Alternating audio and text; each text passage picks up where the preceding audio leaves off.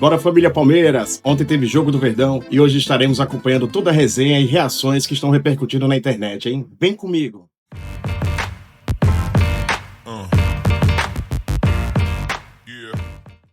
Não, estamos na Bi-Brutal e um pouquinho, audiência Bi-Brutal e um pouquinho. Tava num show ontem, muita gente falando assim, queremos audiência brutal amanhã e não sei o que e tal. Agora, Danilo, vamos supor que não tenha o fim do campeonato agora, mas esteja perto.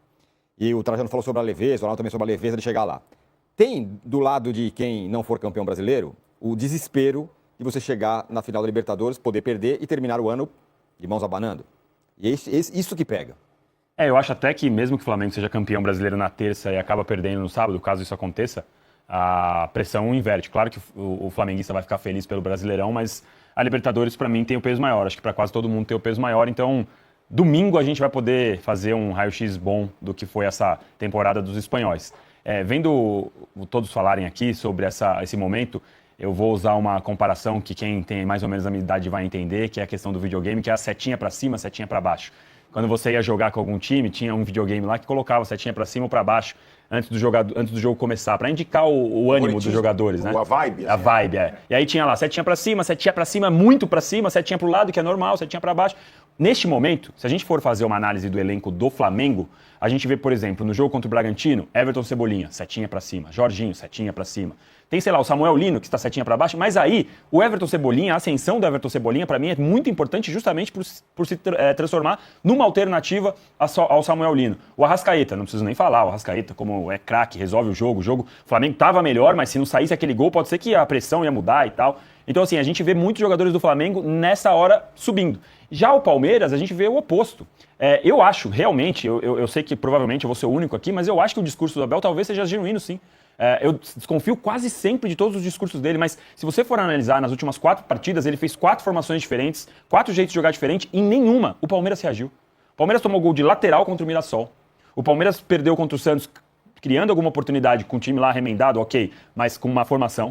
Aí depois contra o Vitória mudou a formação, contra o Fluminense outro jeito de jogar, com o Sousa titular, e de novo não reagiu. E na sexta-feira, já tinha falado aqui dessa crise técnica e tática. Por quê? A gente vê isso. O Abel tentando mudar algumas coisas e o Palmeiras não reagindo. Isso não significa que o Abel não tenha culpa, não é isso. Ele, como comandante, é claro que ele tem culpa. Mas ele está tentando. Então eu acho realmente que ele olhou e falou, bom, pro Brasileirão aqui, ganhar do Grêmio, tem que torcer pro Flamengo, perder 2, realmente não vai dar e vai fazer lá o trabalho dele, a semana dele, para se concentrar para essa final de Libertadores, que para mim, se for campeão, quem for campeão, garante a paz, a tranquilidade na temporada, independentemente se for campeão brasileiro ou não. De novo, campeão brasileiro não é prêmio de consolo, é importantíssimo, não é nada disso, não é consolação nem nada. Mas resta ao Abel Ferreira ter que lutar para esse título da Libertadores no momento, de novo, que o Flamengo tá, como eu disse, setinha para cima em relação ao Palmeiras. Fala, Ronaldo. Só um detalhe para terça-feira, os adversários, né? O Galo... Terça-feira que a gente fala muito é amanhã, né, gente? O vulgo amanhã, né, Trajano? Vulgo amanhã, a gente fala terça-feira é amanhã, gente. O Galo, o Trajano já disse, né? Vem completamente destruído emocionalmente, jogador brigando com o torcedor, Hulk perdendo pênalti. Olha, né? É difícil entender como é que vai ser a recepção da torcida do Galo ao time para jogar contra o Flamengo.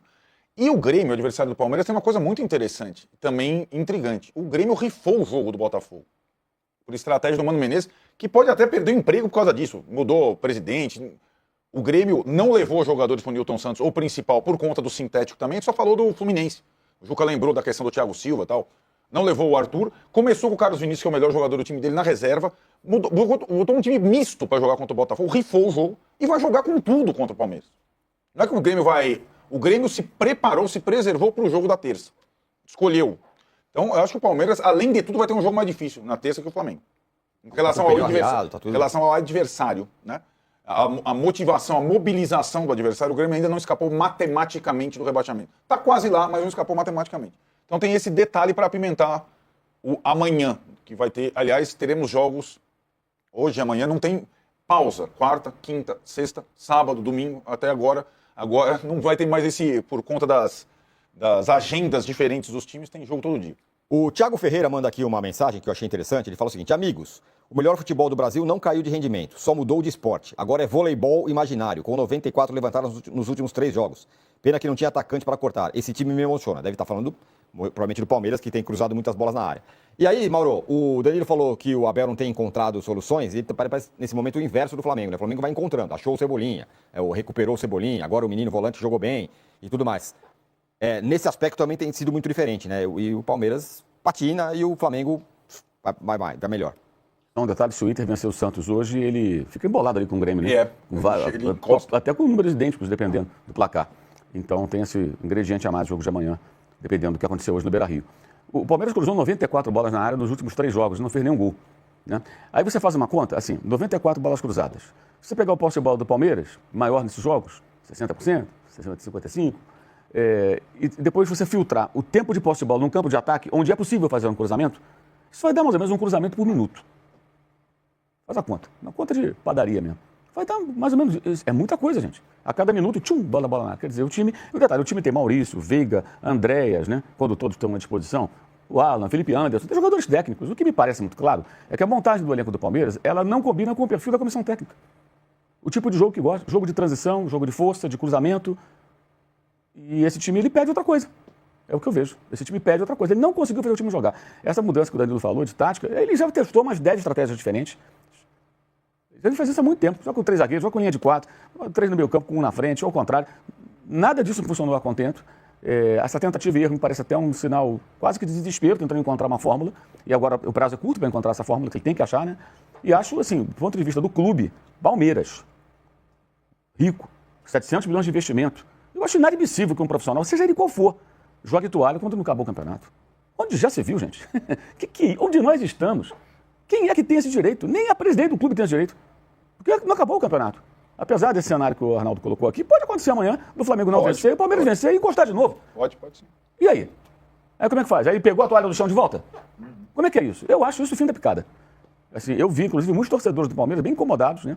Depois do jogo e dessa coletiva. E com razão. Estou falando de um clube grande, cara. Pô, um clube grande que tem o maior investimento hoje feito nesse ano. Aí, não, tudo bem, então não vai dar aqui, vamos para sábado. Não, tem que tentar até o final. Porque não sabe o que vai acontecer. Né? Daqui amanhã o Flamengo perde o jogo, ou empata, o Palmeiras vence o Grêmio, aí já encosta de novo. De repente vai viajar para Lima, até invertendo os papéis. Opa, estamos na briga de novo. E o Flamengo está com a mão alisando a taça, de repente, opa, não está mais. Então acho que assim, essa tolerância eu acho impressionante, de parte da comunidade palmeirense, assim, né? E do clube, especialmente. Eu acho que isso é um caso, assim, a presidente tirou uma belíssima foto com as meninas lá do Palmeiras, né? Esses dias aí. Chamar e conversar, mas o que é isso? Assim, como assim jogo ratuário? Não acabou o campeonato? Porque os jogadores contratados, eu presumo, né, que foram contratados com o aval do treinador. Dado o poder que ele tem lá dentro, a influência, a história que ele construiu. Então, assim, para mim é muito claro que a comissão técnica não está conseguindo tirar. Isso não quer dizer que não possa ser campeão, pode descachar um jogo. Ano passado, nós tivemos a final da Libertadores com um jogador expulso a 30 segundos. E o time que teve o jogador expulso venceu o futebol, cara. Pode acontecer qualquer coisa. O Remo ontem dependia de outros resultados. Aí o Criciúma teve um jogador expulso com 21 minutos, mas o gol do Cuiabá só sai no segundo tempo. O Remo estava perdendo, virou o jogo. Quantas coisas acontecem? Pode ocorrer do Palmeiras ser campeão no domingo, de ter chance de título depois dos jogos de amanhã. Tudo pode acontecer. O Flamengo também é um time que foi muito inconstante na temporada. Não dá para afirmar que vai fazer uma outra grande atuação. Eu não acredito nisso assim, piamente, não confio, não boto a mão no fogo. Então eu acho impressionante que, e se for uma estratégia, só trouxa cair nessa conversa. De estar jogando toalha e tal. Tem que ser muito mané, muito otário para cair nessa conversa. Eu estou falando agora dos caras do Flamengo. Se alguém acreditar nisso, é muito Zé Mané. Conversinha fiada, gente. Que vai jogar toalha, que vai desistir. Eu não acredito nisso mesmo, não. Mas acho que a própria declaração, eu já acho que não é legal. Não é legal, não, porque, cara, é muito fácil, né? Vamos lá, Arnaldo, 700 milhões de jogadores. Beleza, o time não anda. Realmente aqui não dá mais. Como assim não dá mais? Sério? Como assim não dá mais? E tudo bem? E tudo bem? Sabe o que acontece, Mauro? Eu acho que ele, pela primeira vez, Abel, ele está numa circunstância de formação de elenco, investimento e possibilidades mais vantajosa do que qualquer um dos seus adversários, inclusive o Flamengo. Então, ele, como técnico, tem uma responsabilidade muito grande. Isso é bem diferente do contexto da final da Libertadores entre os dois passada, quando ele era, o franco atirador, né, o underdog. E surpreendeu assim. Agora não. E aquele Flamengo também é um Flamengo que sim. Não era esse Flamengo, não. É aquele que perdeu de 3-0 semanas antes para o Atlético Paranaense do Alberto Valentim, do Maracanã. Era um Flamengo mais irregular. Do Renato, pô. O que eu acho em relação ao Palmeiras, o técnico é o mesmo. O elenco foi melhorando a cada ano. Esse é o melhor elenco. O Palmeiras já teve momentos brilhantes nessa temporada e virou fio. De repente virou fio. O jogo de Mirassol virou fio. E ele está se sentindo pressionado. Né? Porque a responsabilidade é dele, evidentemente é dele. E acho que uma outra coisa me chamou a atenção na coletiva, que é aquela situação, eu não vou, uma coisa assim, né? Eu não vou deixar essa temporada soar frustrante ou abaixo da... Aconteça o que acontecer, não vou... Aconteça o que acontecer. Não, cara. A gente sabe como é que é o futebol, ainda mais uma circunstância dessa. Se o Palmeiras não ganhar nada, vai ser um fiascaço. E ele sabe disso. Tanto que ele não chamegou a renovação do contrato até agora.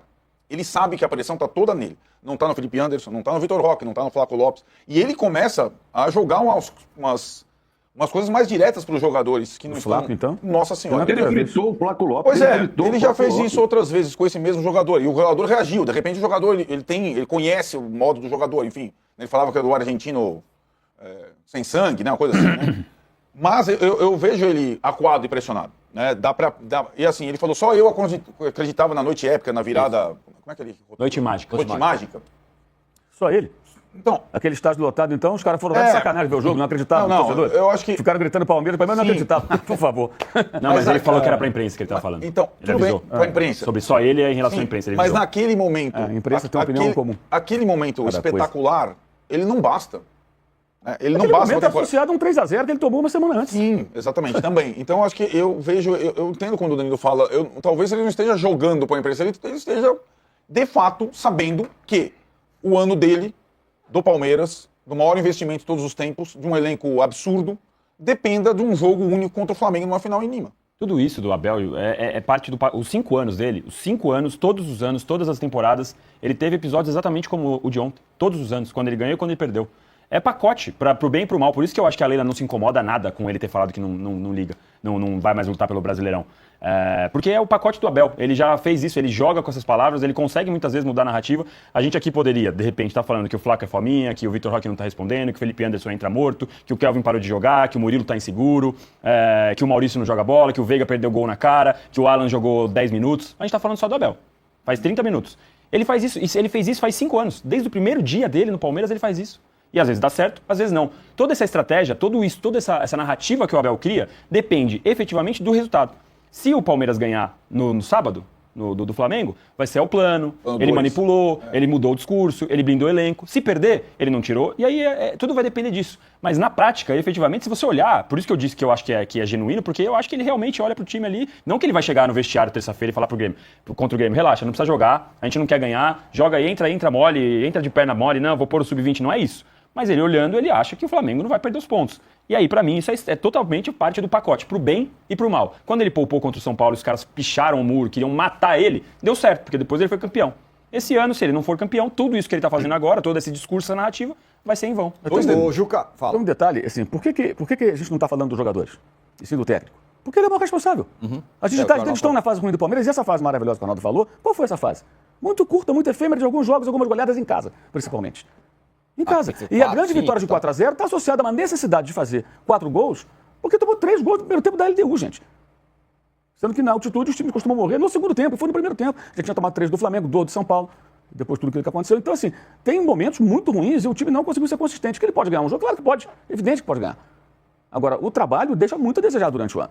Porque a cobrança cresce no momento que você faz grandes investimentos. É evidente. Você tem jogadores melhores, você selecionou esses atletas, você contratou, você deu ok. Então, esse time tem que andar mais. Então, assim, eu acho que assim, a análise da qualidade do jogo, ela independe de qualquer resultado. O resultado é o resultado, a festa do título, se ela acontece. Mas o futebol apresentado está muito aquém. Muito aquém para quem teve todas as condições de trabalho. É isso que me chama a atenção, essa tolerância, assim, com um jogar a toalha que... Sinceramente, porque se alguém acreditar nisso, é muito ingênuo. Para dizer o mínimo. 2 detalhes rápidos. Primeiro, sobre essa circunstância. O ano passado, quando ele perde, Palmeiras, e também o Abel, o título para o Botafogo, o Palmeiras fez um campeonato parecido. Mas nos confrontos diretos e na turma de cima, não foi bem. Quando você tem um adversário muito forte, competindo, não basta você só fazer o trabalho contra os mais fracos. O cenário é muito parecido com o ano passado. Nesse ano, o Palmeiras perdeu 6 pontos para o Flamengo, 6 pontos, e não ganhou de praticamente ninguém no G6. Né? Isso está fazendo a diferença agora, nessa reta final, certo? E outro detalhe tendo essa circunstância, o brasileiro muito longe agora, e esse jogo contra o Grêmio como um jogo preparatório, ou um jogo aí no meio do caminho da final da Libertadores, eu vou sempre lembrar do jogo que antecedeu a final do Daverson. Né? O jogo que o Palmeiras foi com um mistão. O jogo contra o Galo. O Palmeiras já tinha perdido do São Paulo, O Danilo falou, muro pichado, o Luiz Adriano foi execrado, colocaram ele para fora do Allianz Parque. O Palmeiras vai a Fortaleza com o time titular, joga e aí volta para jogar contra o Galo antes de ir para Montevidéu. No jogo de Montevidéu, com o Luiz Adriano cancelado, entra um tal de Daverson, no jogo do time reserva. O Daverson faz o gol contra o Galo. Ele vira a primeira opção do ataque para o fim de semana contra o Flamengo. E ele faz o gol do título. Então, para jogador do Palmeiras, que vai jogar no time reserva contra o Grêmio, sempre, e acredito que o Abel talvez até mostre o DVD, preste atenção nisso, palestra. porque vale muito. Qualquer jogo de futebol vale. Então lá pode ser qualquer jogador. Se ele for bem contra o Grêmio, ele tem chance de entrar na final contra o Flamengo.